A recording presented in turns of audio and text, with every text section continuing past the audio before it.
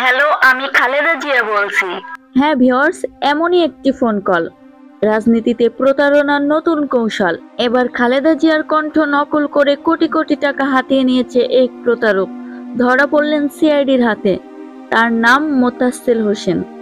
অভিযোগ, সে নিজেকে Khaleda Zia liaison officer বলে পরিচয় দিত এবং ভয়েস ক্লোরিং পদ্ধতি ব্যবহার করে হুবহু খালেদা জিয়ার মতো কথা বলতো।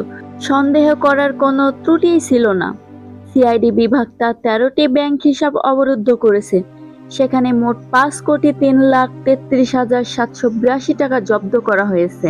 সিআইডি সংবাদ বিজ্ঞপ্তিতে আরও বলেন, অনুসন্ধানকালে পাওয়া বিভিন্ন প্রতিবেদন ও নথি এবং ব্যাংক হিসাব পর্যালোচনা করে দেখা গেছে মোতাল্লেস হোসেন এবং তার সংশ্লিষ্ট প্রতিষ্ঠানের হিসাব প্রায় পৌনে ২৭ কোটি টাকার সন্দেহজনক লেনদেন হয়েছে। অর্থ পাচার এবং অবৈধ উপায়ে অর্জিত সম্পদের সঙ্গে এবং সম্পৃক্ততা খতিয়ে দেখতে সম্প্রীতি ও আর্থিক কার্যক্রম পর্যালোচনার কাজও চলমান রয়েছে। এছাড়া প্রতারণার শিকার ব্যক্তিদের কাছ থেকে তথ্য সংগ্রহ এবং ওই ঘটনায় জড়িত সংবদ্ধ চক্রের অন্য সন্দেহজনকদের শনাক্তর কাজও চলমান রেখেছে সিআইডি। সিআইডি জানিয়েছে, এই প্রতারণা শুধু একক কেউ নয়, এর সঙ্গে আরও একটি চক্র জড়িত থাকতে পারে বলে ধারণা করা হচ্ছে। সিআইডির এক কর্মকর্তা বলেন, প্রযুক্তির অপব্যবহার করে মানুষকে ধোঁকা দেওয়া হচ্ছে। এর বিরুদ্ধেও আমাদের তদন্ত অব্যাহত রয়েছে।